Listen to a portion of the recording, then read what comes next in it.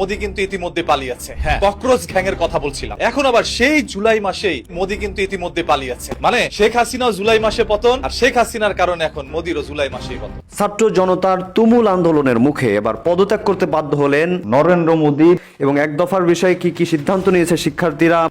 এবার ছাত্র জনতার তীব্র আন্দোলনের মুখে পদত্যাগ করলেন ভারতের প্রধানমন্ত্রী নরেন্দ্র মোদী। তরুণদের তীব্র আন্দোলনের মুখে এই সিদ্ধান্ত নিতে হয় তাঁকে। ভারত লন্ডভন্ড ককরুচে, ভয়ঙ্কর ককরুচের আক্রমণে বিধ্বস্ত ভারতীয় সরকার এবং নরেন্দ্র মোদী গভর্নমেন্ট। নরেন্দ্র মোদী প্রধানমন্ত্রী, মানে উনি পালিয়ে গেছেন। যা ঠিক একই ফাঁদে নরেন্দ্র মোদী পড়েছে। আরে কারো ঘর ভাঙতে আসলে অবৈধভাবে, অনৈতিকভাবে কারো ঘর যদি আপনি ভাঙেন, কারো সুখের সংসার যদি আপনি ভাঙেন, তাহলে সেই একই কারণে একইভাবে আপনারও সেই পতন আপনার উপরেও আসতে পারে। বিক্ষোভের মুখে যেভাবে প্রাণ বাঁচালেন নরেন্দ্র মোদী। প্রয়াত রাষ্ট্রপতি জিয়াউর রহমান হত্যায় জড়িত সেনাবাহিনী প্রধান জেনারেল ওয়াকারুজ্জামান, তাকে সেনাবাহিনীর কাছে হস্তান্তর করা হয়েছে। এখন সেনাবাহিনীর প্রচলিত বিচার প্রক্রিয়ার মাধ্যমে তার বিরুদ্ধে পরবর্তী আইনগত পদক্ষেপ নেওয়া হবে। দর্শক, কথায় আছে অন্যের ঘরে আগুন দিলে সেই আগুনে একদিন নিজের ঘরই পুড়ে। প্রিয় দর্শক, ভারতের প্রধানমন্ত্রী নরেন্দ্র মোদীর অবস্থা হয়েছে ঠিক সেরকমই। ঠিক বাংলাদেশে যেরকম ঘটনা ঘটেছিল সেরকমই ঘটনা এখন ঘটতে চলেছে ভারতের রাজনীতিতে। বাংলাদেশের সাধারণ ছাত্র জনতা দাবি তুলেছিল যে দেশে কোনো কোঠা প্রথার চালু থাকবে না। প্রিয় দর্শক, তারা কোঠা আন্দোলনকে কেন্দ্র করে গড়ে তোলে তুমুল আন্দোলন। সেই আন্দোলন শেষ পর্যন্ত সরকার পতনের আন্দোলনে গিয়ে থাকে এবং সবশেষে সাবেক প্রধানমন্ত্রী শেখ হাসিনা দেশ ছেড়ে ভারতে পালিয়ে যায়। প্রিয় দর্শক, নরেন্দ্র মোদী বা নরেন্দ্র মোদীর সরকারের বিরুদ্ধে এই মুহূর্তে ছাত্র জনতা নেমেছে তিনটি দাবিকে কেন্দ্র করে। মূলত তারা প্রথমেই চায় শিক্ষামন্ত্রীর পদত্যাগ, কেননা ভারতে রীতিমতো প্রশ্ন ফাঁস করা হচ্ছে এবং এই প্রশ্ন ফাঁসের কারণে তারা শিক্ষামন্ত্রীর পদত্যাগ চেয়ে আন্দোলনে নামে। এখন সেই আন্দোলনে নরেন্দ্র মোদীর সরকার বা তাদের লাঠিয়াল বাহিনী আক্রমণ শুরু করে দিয়েছে। যে আক্রমণের কারণে বাংলাদেশ থেকে শেখ হাসিনা পালাতে বাধ্য হয়েছে, সেই আক্রমণের কারণে এবং সেই জুলাই মাসেই নরেন্দ্র মোদীরও পতন নিশ্চিত হলো। তো প্রিয় দর্শক, এই মুহূর্তে নরেন্দ্র মোদী কোথায় আছেন, তিনি পালিয়ে কোন দেশে গেছেন নাকি তিনি এখনো দেশেই আছেন, প্রিয় দর্শক সবকিছুই জানতে পারবেন আজকের এই ভিডিওটিতে। তো আমি আর বেশি কথা বাড়াবো না। এই ভিডিও শুরুতেই আপনাদের আরো যে ভিডিওগুলোর অংশ বিশেষ দেখিয়ে শুরু করেছিলাম সেই ভিডিওগুলোর বিস্তারিত আলোচনা দেখাবো। তবে তার আগে বলি, যারা এখনো চ্যানেলটি সাবস্ক্রাইব করেননি সকলে চ্যানেলটি সাবস্ক্রাইব করে পাশে থাকা বেল আইকনটি বাজিয়ে দিবেন। আর যারা ইতিমধ্যে সাবস্ক্রাইব করে রেখেছেন তাদের সকলকে অসংখ্য ধন্যবাদ। তো চলুন একটি লাইক দিয়ে আমরা ধারাবাহিকভাবে সবগুলো ভিডিওর বিস্তারিত আলোচনা দেখে আসি। নরেন্দ্র মোদী পালাবে। আজকে ভয়ঙ্কর অবস্থা বিরাজ করছে ভারতের নয়াদিল্লিতে। সংসদ ভবনের চারপাশ ঘিরে ফেলেছে ককরোচ জনতা পার্টি। যে কোনো মুহূর্তে যেভাবে আমরা শেখ হাসিনার ফাঁদে পড়েছিলাম, ঠিক একই ফাঁদে নরেন্দ্র মোদী পড়েছে। আরে কারো ঘর ভাঙতে আসলে অবৈধভাবে, অনৈতিকভাবে কারো ঘর যদি আপনি ভাঙেন, কারো সুখের সংসার যদি আপনি ভাঙেন, তাহলে সেই একই কারণে একইভাবে আপনারও সেই পতন আপনার উপরেও আসতে পারে। যা আপনার চারপাশ দিয়ে যায় তা একদিন না একদিন আপনার কাছেও আসতে পারে।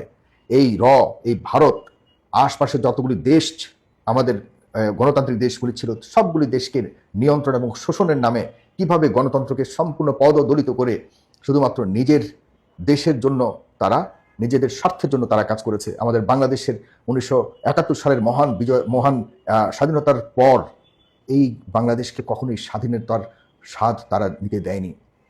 আমাদেরকে বহুল অংশে বিভক্ত করে রেখেছে। আমরা এখন একইভাবে দেখতে পাচ্ছি এই ভারতও কিন্তু অনেক ইতিহাস, আমি সেদিকে যাচ্ছি না, এই ভারতে কিন্তু একই অবস্থার মুখাপেক্ষি হতে যাচ্ছে। এবং কংগ্রেসেরও কিন্তু সামনে ভালো দিন নেই। বিজেপির পতন হলে যে কংগ্রেস এসেই একদম সবকিছু করে ফেলতে পারবেন না, আপনাদের মনে রাখতে হবে জেনজির উত্থান ভারতে হয়ে গেছে। এখন আমাদের উচিত, যারা বাংলাদেশে এই মিডিয়াগুলি, আমাদের যে বাংলাদেশের মিডিয়াগুলি রয়েছে, এদের এখন আমরা পরীক্ষা করতে চাই যেই ভারতীয় মিডিয়া আমাদের দেশের আভ্যন্তরীণ বিষয় নিয়ে সার্বক্ষণিক এই 24 আন্দোলনের সময় নরেন্দ্র মোদীর যত মিডিয়া ছিল সব মিডিয়া কিন্তু আমাদের এই আন্দোলনকে টার্গেট করে স্বৈরাচারের পক্ষপাতিত্ব করে এই আন্দোলনকে নস্যাৎ করবার জন্য, আমাদের 24 আন্দোলনকে নস্যাৎ করবার জন্য তারা সরাসরি হস্তক্ষেপ করেছে। ভারতের যে কি যেন একটা আছে না, ময়ূরপঙ্খী, সে তো সরাসরি মানে এগুলির জন্য তাকে, সে তো লক্ষ লক্ষ কোটি কোটি টাকা পেয়েছে। ভারতের একটা বিতর্কিত অর্ণব গোস্বামী, একটা রিপাবলিকান টেলিভিশনের সে প্রধান, সে প্রতিনিয়ত আমাদের দেশ নিয়ে পড়েছিল। তার যত উইংস ছিল সবাই আমাদের এই দেশের আভ্যন্তরীণ বিষয় নিয়ে হস্তক্ষেপ করেছে। আর আমাদের দেশের যারা এখন বর্তমানে মিডিয়াগুলি রয়েছে, এই মিডিয়াগুলি কি ভূমিকা পালন করছে আপনারা বলুন। আপনাদের কাছে এই গুরুত্ব প্রশ্ন আমি রাখছি। আমাদের দেশকে নিয়ে যেভাবে খেলেছে, আর তারা তো এখন গর্তে পড়েছে। এখন তো আমাদের উচিত তাদের ছবিটা দেখানো যে তোমরা দেখো আমাদের সাথে কি করেছো। তারা কোথায় আফগানিস্তানে, কোথায় নেপালে, কোথায় শ্রীলঙ্কায়, আমাদের বাংলাদেশের সব জায়গায়, ভুটানে, বার্মাতে, সব জায়গায় নাক ঢুকিয়ে সবগুলি দেশকে অতিষ্ঠ করে রেখেছে। এদেরকে তো এখন আমার সবচেয়ে বেশি ক্ষতিগ্রস্ত হয়েছে এই বাংলাদেশ। এই বাংলাদেশের এখন কথা বলার সময় এসছে। এখন তারা রিয়ালাইজেশন করবে যে যেই কষ্ট তারা আমাদের বাংলাদেশে দিয়েছে, সেই কষ্ট একইভাবে এখন তাদের উপরে আসছে। আমরাও এখন এই আন্দোলনকারীদের পক্ষে বলবো, তারা ভারতীয় জনগণ, আমরা তাদের স্বাধীনতা, তাদের যে দাবি দেওয়া রয়েছে, এই জেনজির কারণেই বাংলাদেশ স্বাধীন হয়েছে, তাদের ভারত মুক্ত হয়েছে। আজকে আমরা চাই ভারতীয়রা ভারতের বিজেপি মুক্ত হোক এবং ভারতের স্বাধীনতার সার্বভৌমত্বকে তারা চমৎকারভাবে এনজয় করুক, উপভোগ করুক। এখানে আমাদের জায়গা থেকে, আমাদের মিডিয়ার পক্ষ থেকে সার্বক্ষণিক এখন থেকেই কথা বলা উচিত, ভারতীয় জনগণের পক্ষে কথা বলা, যে আমরা ভারতীয় জনগণ, আমাদের কালচার সবকিছু সেম। আমরা ভারতীয় কালচার বলতে কোনো কিছু না। আমরা আমাদের কালচার, ভারতের কালচার সব সেম। আমরা এগুলিকে সবসময় লালন করেছি, ধারণ করেছি। কিন্তু এই ভারত আমাদেরকে শুধুমাত্র রাজনৈতিক সুবিধা পাওয়ার জন্য এবং আর্থিক সুবিধা পাওয়ার জন্য, শোষণের জন্য আমাদের ভিতরে আমাদের আভ্যন্তরীণ রাজনীতিকে ধ্বংস করে দিয়েছে। এখন আমরা সেগুলিকে তুলে আনতে চাই। বাংলাদেশের যারা মিডিয়া রয়েছেন, আপনারা কতটুকু সেই জায়গায় নিজেদেরকে তুলে ধরতে পারবেন, এই চ্যালেঞ্জ আপনাদেরকে দিচ্ছি। প্রিয় ভাইয়েরা, আপনারা যারা দেখছেন আমার এই ভিডিওটি শেয়ার করবেন। এবং আমি চ্যালেঞ্জ দিচ্ছি, আমার দেশের বর্তমানে যেসব মিডিয়া রয়েছে, এরা কি দালাল নাকি আমার বাংলাদেশের পক্ষের? আজকে তাদের অগ্নি পরীক্ষার সামনে আসছে।